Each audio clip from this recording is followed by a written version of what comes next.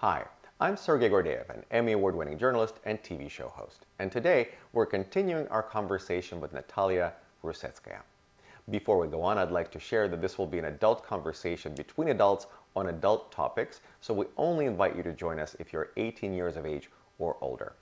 This will be a second conversation in our series, Ask the Sexpert, and we'll talk to Nataliya about the number one concern with which people come to her office. In the last conversation, we talked about this actually kind of an alarming trend where quarter of Americans, men and women, report not having had sex in the past year. Yes. So this was actually the article in New York Times, and there was lots of reporting that talked about the reasons for that. And Sure. you say that this is the number one reason, number one issue with which people come to you in your practice. So Yes. what do you think are some of the reasons for that, for low sexual desire? Yeah. So even though it could be tempting to think about some medical obstacles that people might have, quite often it would be psychological reason, emotional reason, either boredom, being in the long-term relationship, or repetition, or both. And I just usually explore, investigate it more thoroughly through my biopsychosexual assessment of each of the partners. I see what is missing or what could be handled differently, if there is a need for like feeling more desired, or to bring more creativity into the relationship, or to try something new, or to become more playful. And then we go from there and we start experimenting. Well, so there's a biopsychosexual sort of test that you do, Yeah, right? well, Because it's like assessment. Yeah. but are there some signs like at home that you could just kind of look for to know if it's more health related or it's emotional psychological? I think couples that come in, they know. Okay. They know what it is, because like if like sex is happening once in 2 months, and one of the partners or both of the partners aware that like they're not motivated, they don't like how another partner is trying to initiate, they feel rejected, all of that stuff, and they usually aware about their medical state of affairs, kind of. I think they usually know that Okay, it's not so because of medical like a issues. low testosterone or maybe like Sometimes could hormonal be. disbalance or Could be. chemical. I would be more suspicious and more like wondering if it's low testosterone, if it's like very young person or young couple, and um, supposedly no particular reason for that, but Well, when you say usually. young, how young is young? Well, if you're 18, Right. right, when you're on the peak of your level of testosterone, if you're a guy, right, or 25, 28, even like 35. I mean, 35, yeah, we could be checking for testosterone level, Right. but usually like very young, like I would not.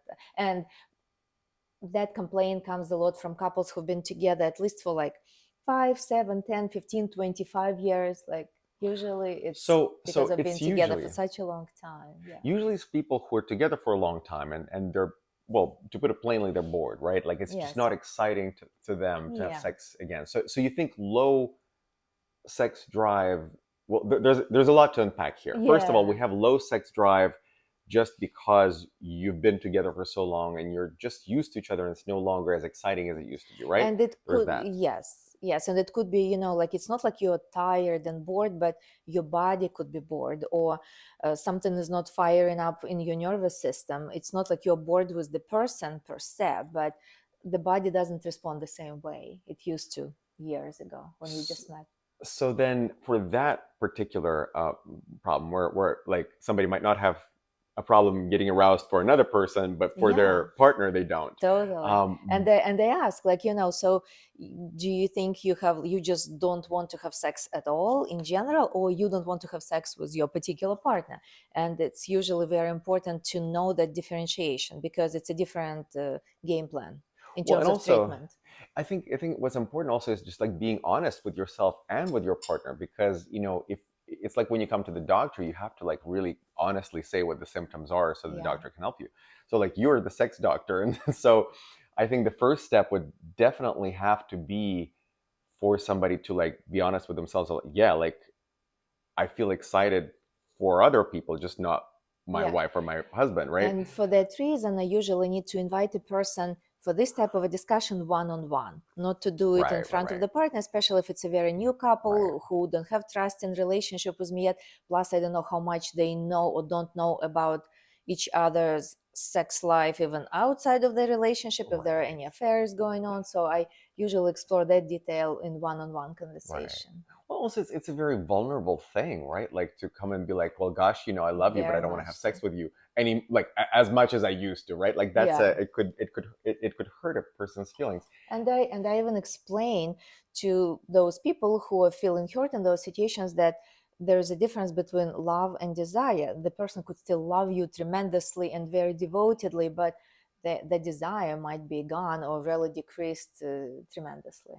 So so then for people who love their partner but just are dealing with, well, physically, I'm not as excited about having sex with my partner. Um, what do you recommend for that? Well, just one example comes right away to mind. A recent couple together 20 years. He desires her tremendously. After 20 years, I was like, wow, that's Right. great. Okay. Somebody Yeah. still can experience that.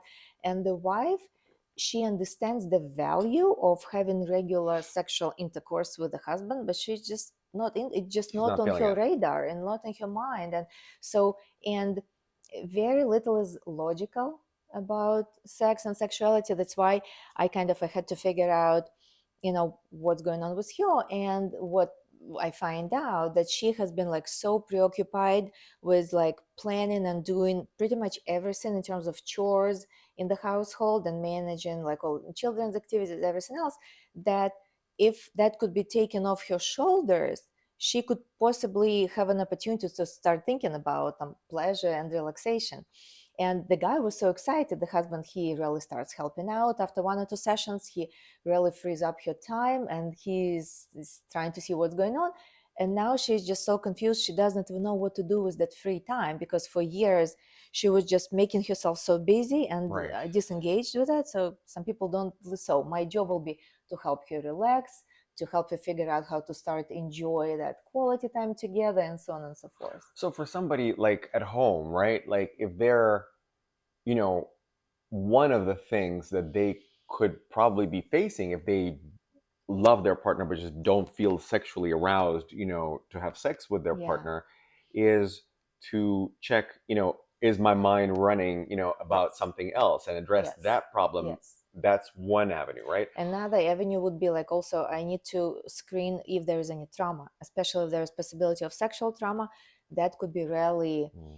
a huge barrier of just Well, how feeling do that we check arousal. for sexual, like, meaning, I ask directly, and usually again in this one-on-one assessment. so if somebody has had Any rape, anything related to like religion, what church was demanding of them, like to do or not to do. Somebody could have been in some sexual cult situation, like well, just so even many look, even different if scenarios. somebody's parents may have been, so there may have been such a taboo around Mm-hmm, sex, or mm-hmm. like a real kind of sense of this being something not forbidden but Well, something yeah, bad, or if yeah, some, before the marriage, especially, right? right.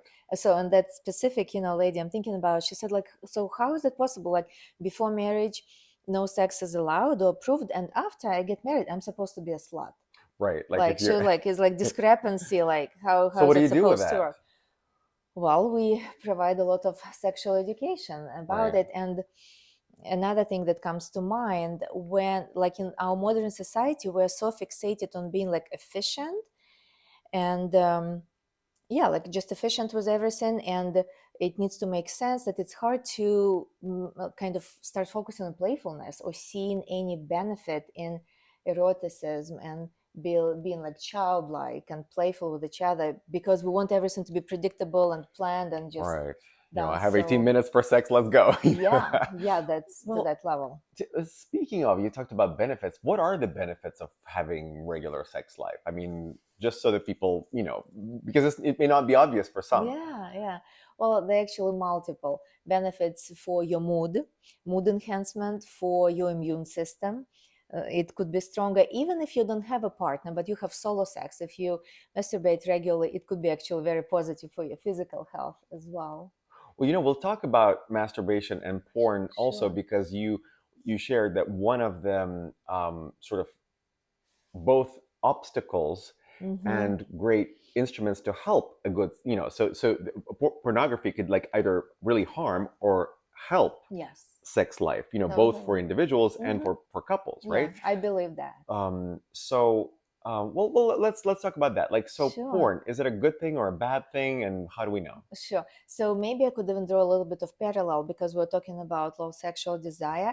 So one of the ways actually I work with helping people to um, change it, to improve it, to create more of the desire in the relationship. Some of the prescription for me could be actually watching porn.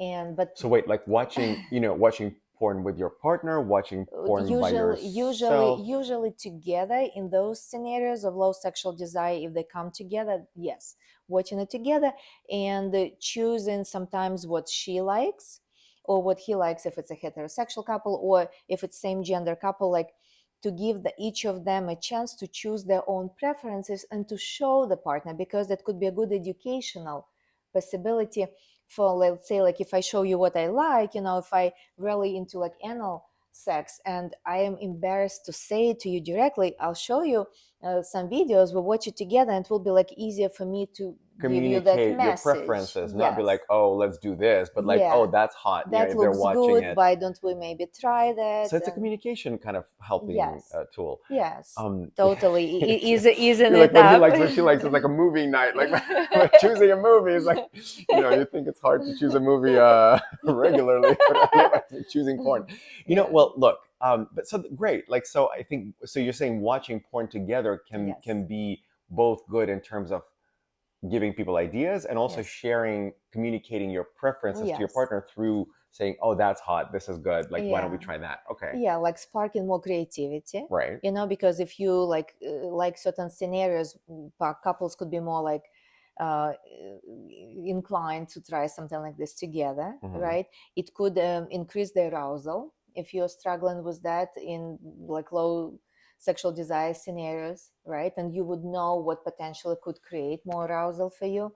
um, Definitely makes this relationship more open and Ultimately, this is good. more, yeah, like more open and more fun and more creative and just more clear, who wants what and how often and so on and so forth. So it has all of those privileges, but there are some So, disadvantages. well, I was gonna say the disadvantages, because like also somebody sees like a porn star with, who's, I don't know, hugely endowed, and like this Yeah.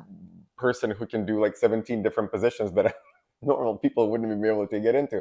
Like, is there a downside to watching porn where people, it's almost like, um looking at social media where you see all these super Yeah. mega successful people with their private planes and yachts, and you're just kind of here, trying to survive in your job, makes you kind of feel, gosh, Yeah. they're perfect and I'm not.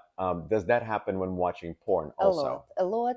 And I hear it more coming from women, how it Mm. affects their self-esteem, especially if they found out that partner is watching porn secretly from them, or if they don't have good self-esteem to begin with and partner is very much into watching porn, she could feel even lower about herself and starting to compare, but how could I be compared to this body, to this size of the boobs, to this hair, to those eyes. And so yeah, so porn could be very polarizing, could be very conflict, could cause very intense and conflicting feelings. But I'm also teaching people how to be different in different relationship with porn. So how do people find that middle ground? Because on one hand, it's good for them to watch porn so they can communicate their preferences and just kind of find what's hot, what's not. Um, on the other hand, it can totally make somebody feel inadequate, like you were saying, Yeah, especially for women, like yeah. you found in your practice. So what do people do? Do they watch porn? Do they not? How do they choose which porn to watch? Well, so first of all, I think it's important for people to understand that there is a difference between porn sex and real sex. And it's a huge difference. And it does, people who understand that whatever they're being exposed to on the screen, watching their favorite porn sites, they need to understand that in terms of sizes, the length of erection, the way people could experience multiple orgasms, or in the positions in which sometimes even women are being portrayed how they could have an orgasm. Usually it's not a very possible position in reality, and it's good to So people should understand know this, that. that all Oh those yeah. orgasms, not all of those Yeah, orgasms, but but like a lot of those many. orgasms are fake, because what Yes. you as sex therapists, you heard it here first on Ask the Sexpert, that it's don't try this at Yeah, home kind of thing, yeah, yeah, right? yeah. Well, you can, but Well, like don't expect it to you'll work be exactly the same way. disappointed, Yeah. right? You'll be very So disappointed. this is, it's That's the first acting. part. Basically, Yes. it's acting Yes. for camera. So Totally. don't be disappointed if you Yeah. see this, these fireworks on, Yes. on a porn site, and you're not experiencing them Mm-hmm. at home. Totally. And then, what is helpful also to know that there is such an industry which is called ethical porn. I don't know if you ever heard about it. No. So that's what they give us homework to watch to some of the people or some couples. So ethical porn usually means actors are being paid for their acting. Um, they usually respect the copyright of whoever's creating the movie, usually written by and filmed by female movie directors, and done either for couples or targeted more for females, because it has more of a plot development. It's more gradual, it's more subtle, it's not very straightforward like in male porn, whatever we consider male porn. So women like more of a story, like, Yeah. again, generally, Mm-hmm. is that what you're saying? Like that women Yes, like more of yes, a plot development of that development, so they story. like a love story that kind of culminates in a sex Seduction, act. yes, seduction, slow development of that story. And you Yes. find that male clients usually prefer, like, let's get to the business of it, right? Yes, yes, Okay. that's what they watch more. Hmm. So ethical porn is what, like, where it's more consideration is given to preferences by Just female watchers, right? yes, yes, and just more, um, just slow kind of and romantic twist to it quite often. So ethical porn. Okay, new Yeah, yes. new new So information. yes, So watch something. ethical porn. I guess is that the Well, I usually recommendation? give specific links to that, Yeah, so it's like I have the whole page of those links. I don't right, know if it's easy just to find it on their own, but I could definitely, whoever has questions, you could contact me. I could share those links. right. We will Yeah. share Nataliya's information in the description of the video, so you can definitely follow up with her on your own. But okay, so porn can be a hindrance if you basically use it to compare yourself to it, And it but a also, help. yes, but also like it could be very negative, could play a negative role in your relationship if you're doing it secretly, right? Right. So secrecy. Then let's say if you're like overly masturbating to porn, and then you can't really have either erections, or you sometimes could have like delayed ejaculation when you have uh, sex with your real life partner. Mm-hmm. So then it becomes problematic. um, it could become problematic if you're not, if this way you're avoiding intimacy actually with your real life Right. partner. Right. What else? Well, so basically, if you use porn, if whatever sexual desire you have, you use by yourself while watching porn, you don't have much energy or desire left Yes, to share yes, with the yeah. partner. So So, then like another, and then person number two will be offended, will feel rejected, well, left unwanted, out. left out, all of that. Yeah, Yeah. yeah. So then it becomes already like not pleasurable at all for the couple. So in terms of, like, let's go back to low sexual desire, because I find that even just from the stories you've shared, Yeah. um, some of it, of course, is could be chemical or hormonal Yeah. disbalance. Some of it could be just stress. Stress is Yes. the number one kind of reason for lots of disorders, including Yes. low sexual desire. Um, Totally. so some of it is just physical, so like, last time you said, just look, get more rest, kind of Yeah. get some of those responsibilities off your mind, so you can have more mental space to Yes. relax into Mm-hmm. the possibility of a connection, right? What other things have you found help your clients deal with that, Sure. with low sexual Sure. So desire? what is interesting that there is like no like cookie cutter approach how to help with desire, and this is one of the most difficult problems to treat actually.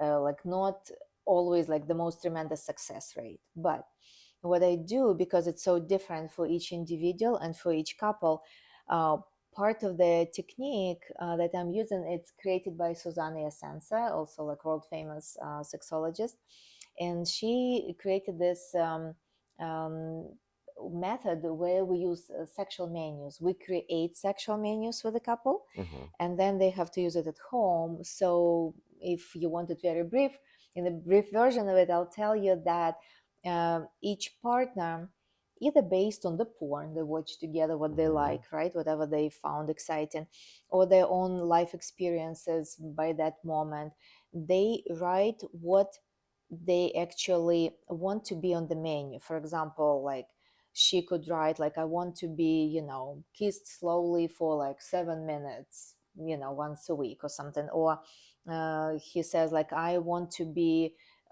like my, partner to dance in front of me for, some sensual dance in the candlelight. And that could be his item on his menu. And whatever they write down, and it could be erotic and then sexual as well, like more directly Well, like if connected somebody to says, the "Gosh, sex. I like oral sex," or "I like that," or Yes, "I like this," yes, so they can. totally. Yes, Is it they like can is put there it there. appetizer, main dish, and a Yes, dessert? yes. And actually, you're thinking in the right direction. So I have some very creative couples who do it this way.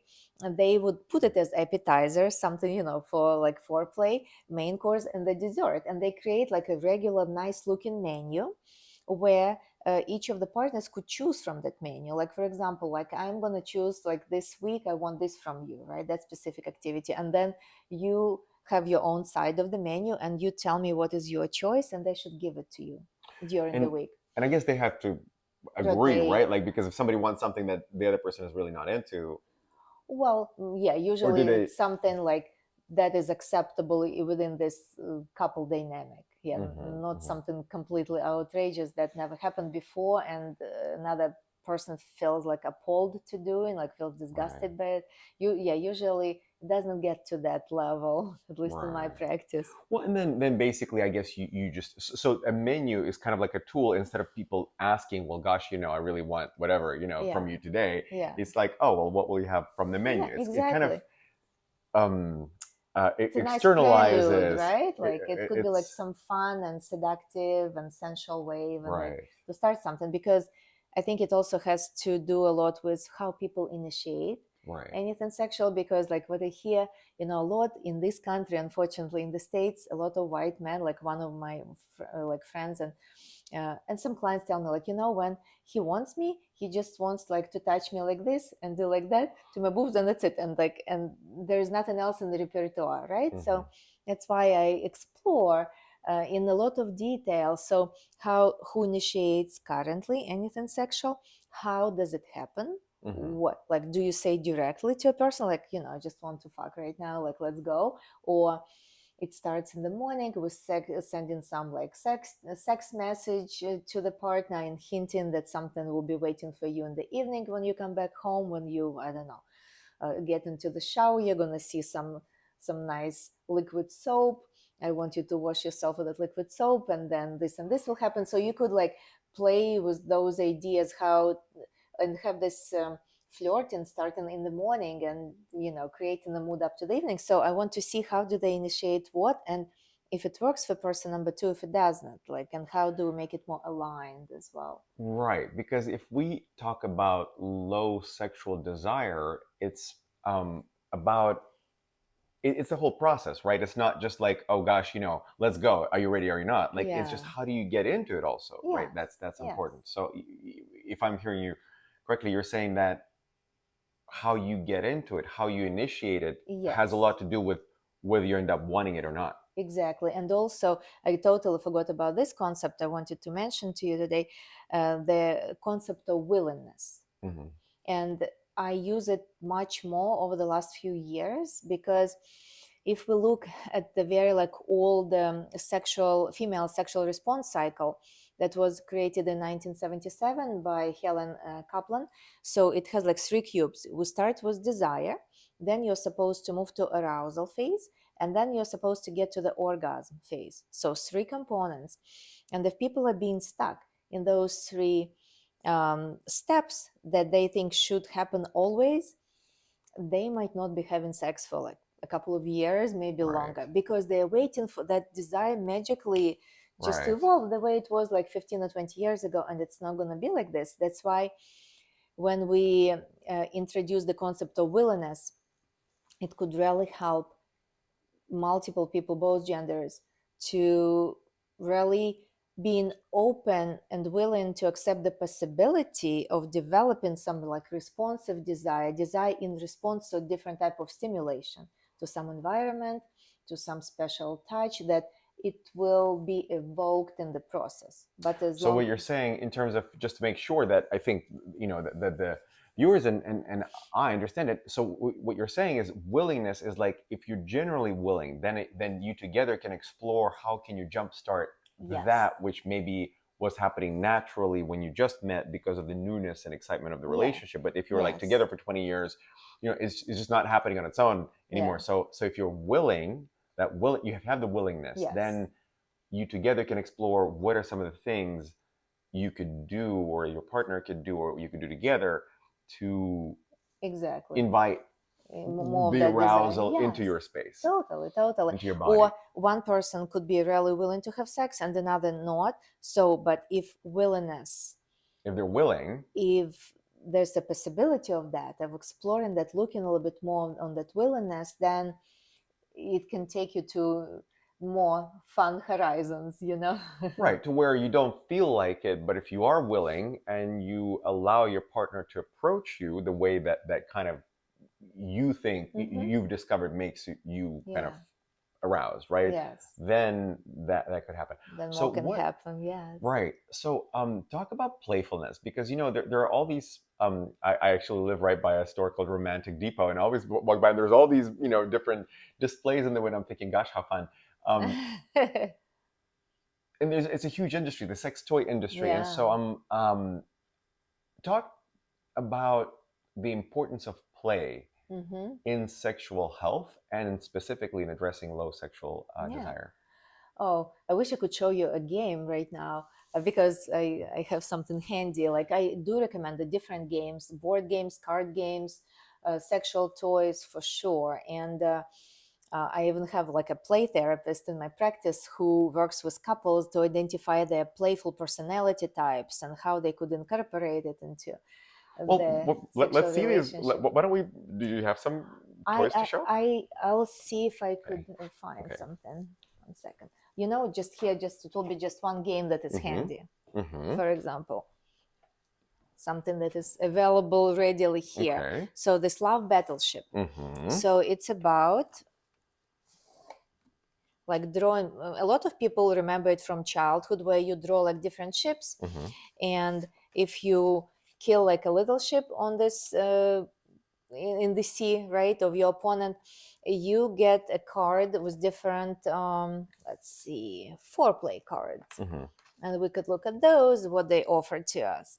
So for example, your partner has to give you a butt massage followed by gentle bites and kisses, right? Mm-hmm. So you could get, and you collect all of those cards while you're killing each other's So you're ships. playing a game, and then as you Yeah. play a game, you collect these cards. And actually, you can even do it right away while you're playing the game. It could be happening like, oh, you got the card, so you just give your butt to your partner, and then let it to be kissed and bitten, And that's little by little you build that tension and you build the arousal. That's the hope. Or what else we can choose? Right. So there is a foot massage, there is a butt massage, there's laying your Play back, with nipples by right. licking and gently sucking them. And these are the foreplay cards, and then we Yes. have the intimate activity cards, which is when you kill the big ship, right? then more of that Piece of ice between the lips and kisses your body. Okay, and then just goes down into the intimate areas. Then we have, oh right, there are drawings here also. Well, this is this is very graphic, but but you know what, this is great, because like what it does, well, if you have issues with imagination, it helps you, right? You don't have to think too and hard. there are It just pictures tells to you help what you to do. Yes, to you're not develop more sure, imagination. there are diagrams.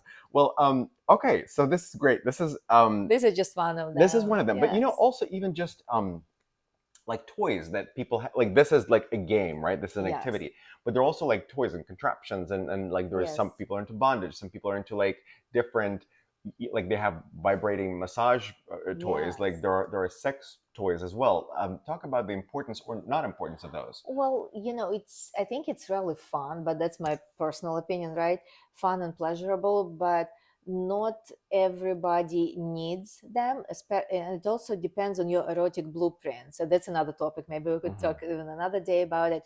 But let's say if you're like more of an energetic type where you don't like anything like, let's say, kinky or anything like too direct, too intrusive, you might not always appreciate those toys, but some couples really into it. Yeah, like And energetic means like you're more about the flow of energy versus the yes, physical things you do, right? without like direct touch and grabbing and squeezing you and kissing you passionately. It's more like about subtleties and about like energetic touch when you don't touch the skin, but you're like almost like having your hand a little bit above your skin Right. level, so you feel the touch of my energy and so How do on you and know so which forth. type you are? There is some tests to take. Okay, so It's but what are the different types? developed by Jaya. She developed the system of erotic blueprints, and you could be either sexual, sensual, energetic type, kinky, or shapeshifter, which means you could get aroused by anything, any of those scenarios. Right. And if you're sexual, you like everything very direct and straightforward. Uh, it's like direct to penetration, about erections, about intensity of the orgasms, all of that. If you're kinky, you obviously like all of those like toys and BDSM content and so on and so forth, Right. and that could create a high level of arousal for you. And so on. Essential type enjoys 5 senses. Right. So the best way to know this is to take this test, and you can Yeah, do it on your own, or you have to come to a sexologist. you could actually could take it online on your own, and then you could share with your partner what you have and what another person has, and then you could understand better how to help each other again in creating more of that arousal and desire when you know what works for him or for her, because you think that you've tried everything you know, but he's still not getting aroused, but you're not doing maybe it the right way. Maybe you're thinking that he could be sexual, right? But he's actually energetic, and none of that stuff that you're trying for sexual type is going to work. So you need to learn how to speak more fluently the language, erotic language of your partner. Right, because it always comes back to being able to listen to yourself and to your partner, and willingness, the willingness to want to do this, right? So it's, I think, to so begin willingness with, is a great concept even yeah, here, right? Like willingness, openness. it just strikes me that probably the most important thing is for both partners to agree on, wanting to do this, right? On where they're going. So for them to arrive at a, at a frequency and the regularity and a quality of sex that they want, they kind of gotta listen to each other and to themselves to understand what they want, what the partner wants, and see if they align. Well, Yes. often, I just, even anecdotally, just speaking to friends and kind of preparing for this conversation, I see that the one of the most common problems, issues, things that people face is one partner wanting sex much more often than the other. And so what do you suggest for those when people listen to themselves, listen to the other, one partner says I want it 3 times a day, the other partner says I want it 2 times a week? What do they do then? Desire discrepancy. And actually we're going to go back to the porn Right. topic, because that's for what porn is also helpful to manage sometimes desire discrepancy, because if your libido is truly like much higher than the partner you chose to be with, people need to figure out how to be more aligned here. And yes, some partner with higher libido quite often could benefit from watching porn and masturbating on his own or her own. And then again, rather than doing it in secret from the partner, Yes, then you could you maybe have an communicate agreement. to the Oh, partner, totally, yes. that, look, I need it. If yeah. if I cannot have it with you, like I need to have some outlet, and that could be the safe decision for our couple, right? Like Versus looking it on the side, for it on the side. yes. And we talked a little bit last time about the concept of open relationships. Is there Sure. Are there cases in which you actually recommend opening a relationship to include others? It's such a complex topic. Right. I don't recommend it often directly to couples, but when I see them being like really stuck and they really want to keep, let's say, the umbrella of the marriage, but they just completely not attracted to each other at this point or never been, and they still want to keep the marriage for various reasons. I was like, so what do you want to do? Like, I don't offer it, but we discuss different options, and one of the options we do discuss about opening the relationship. Or if there is like illness, let's say one person like became like ill on a level where he or she cannot participate anymore in any sexual activity, and they definitely don't want a divorce, but what this second person is supposed to be doing, right? So Right. in those cases, I think Mhm. it's reasonable to do it, and so on and so forth. I have a very young couple right now, like early 20s. Before they got married, they're already in open relationship because he is bisexual and he wants to have experiences with both men and women, and with men because of his own sexual trauma. The girlfriend, fiance, is aware of the sexual trauma. She understands the consequences of it and his need and want to experiment more with guys. So they're in this open relationship even before they getting married Well, you're officially. saying that he experienced sexual trauma and that is why he's attracted to men? In his childhood, yes, like multiple, for many years, he has been seduced by men in the neighborhood, and he developed a lot of attraction for men, but now he's trying to figure out like what is more reasonable for him to do. He is in love with this woman, but he wants his outlet with the guys as well. Right. So in that case they have it, but it's a tricky space because you constantly have to speak about your boundaries, what is okay, what is not okay to do, and those boundaries could be shifting very quickly, and so you continuously need to check in with each Right. other.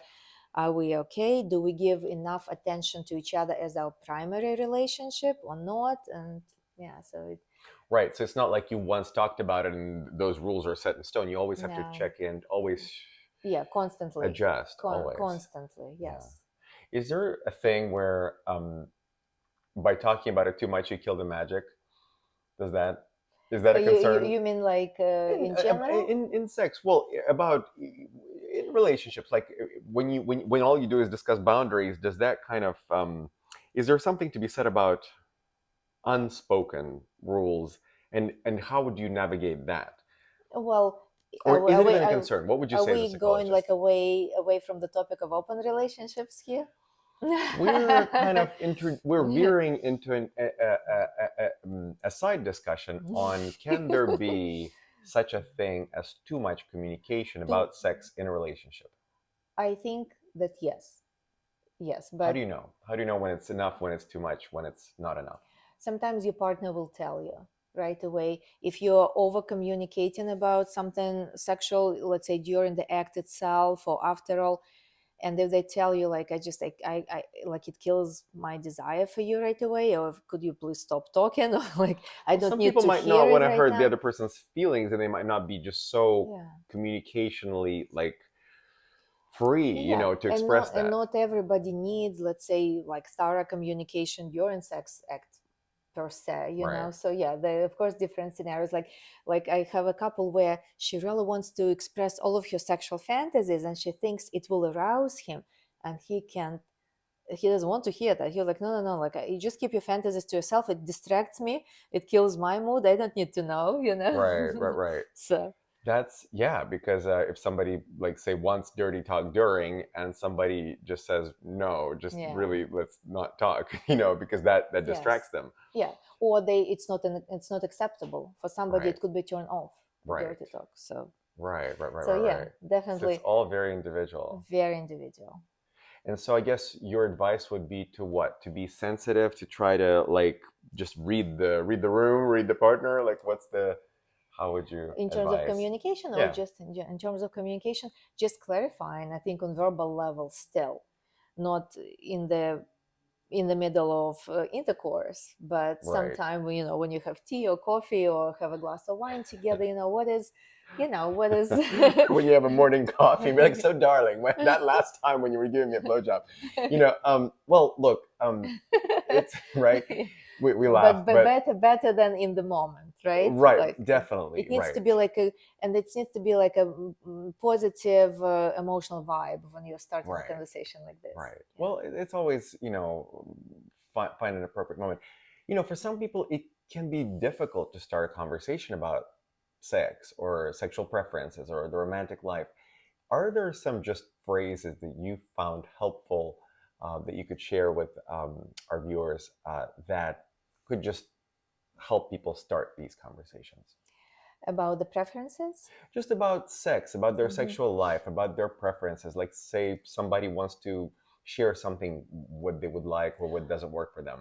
Okay, so one of the questions I would use, let's say, with people, even like I'm thinking, when people come with low sexual desire, like what type of sex you like, Well, how do you what for start you. that Well, conversation?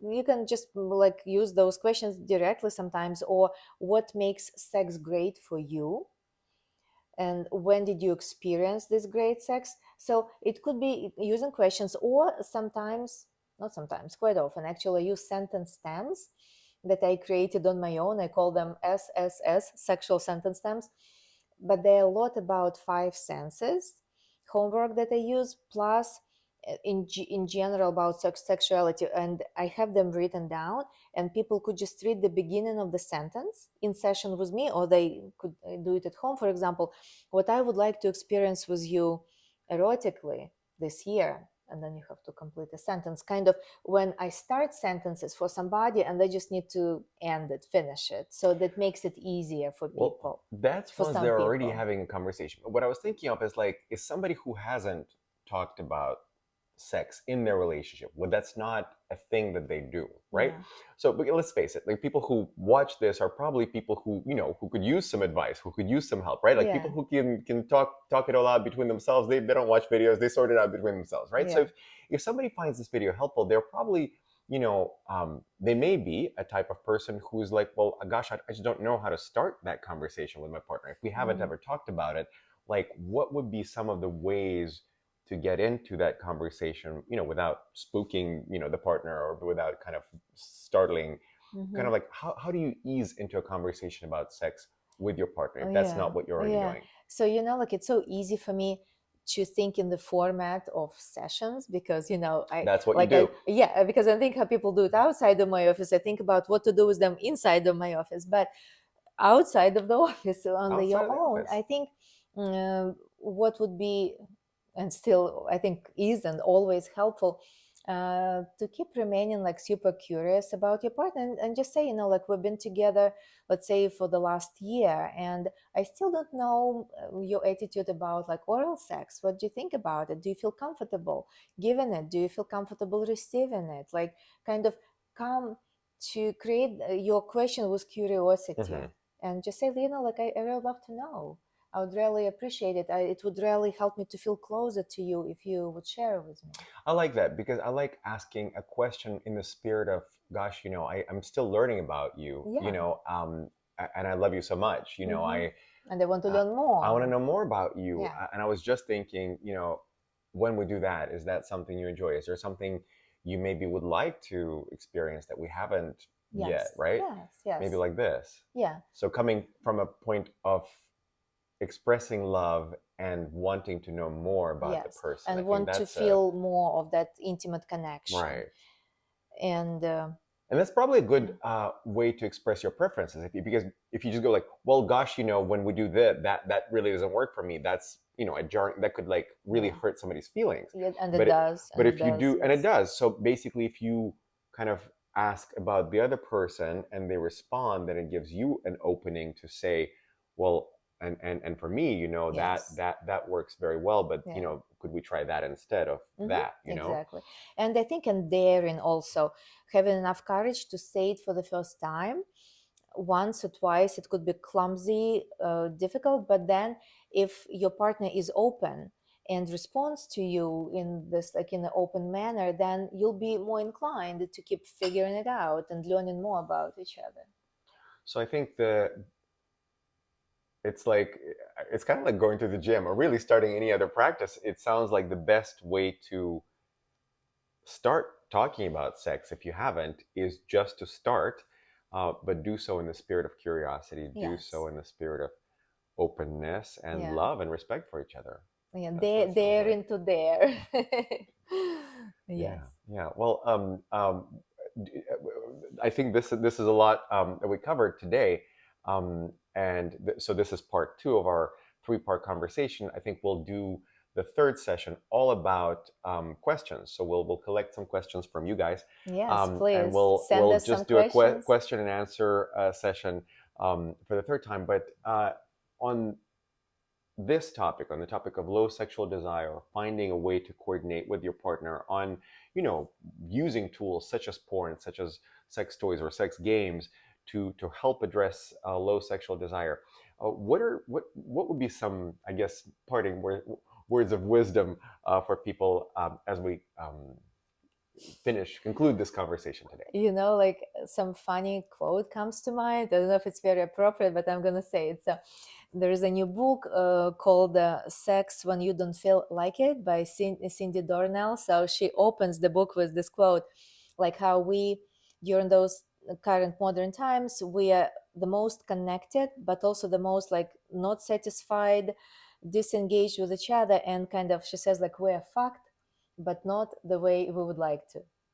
Yeah, So kind of figuring out like how you really would like to be to be. to be hugged. Yes, So, and just and doing it, like, and communication is one of the biggest tools here. And right. if you find it still challenging, difficult, give a call to any sex therapist in your area, and the person who is more equipped to speak about those sexual dilemmas, sexual challenges, will help you to initiate this dialogue. Right. And I think what's important is that, just as, kind of the golden rule, what are some of the things that could help communication? It's easy to just, I think we're asked to judge all the time. So it's easy to judge, right? And so Yes, it's something like this is, very especially in our cancel competitive. Yeah. culture, we're in competition, we're Hmm. canceling this person or that behavior, so I think in today's environment, we're kind of conditioned to quickly judge something as good or bad, acceptable, not acceptable. This is my boundary. This is not my boundary. But it strikes me from all of our conversations that we've had that this is something that's just not really helpful in sex, in sexual communication, sexual behavior, and just in life. So, if I may add to your advice, your advice was uh, to communicate openly and compassionately. I would add to that and try to just be aware that just like as we wouldn't want to be judged um, when we express Yes. our Hmm. intimate, innermost feelings, then if you catch yourself doing that, maybe don't. Yeah. Yeah. Exclude all judgment and all criticism from that communication. And that'll help And good your luck. life in all areas, right? Well, you heard it here on Ask the Sexpert. Our sexpert today is Nataliya Rusetskaya. She's a sex therapist, sexologist, and just a delightful human being. We Thank you. will thank you for the conversation. I hope it was Sure. helpful, and we will see you next time on Ask the Sexpert.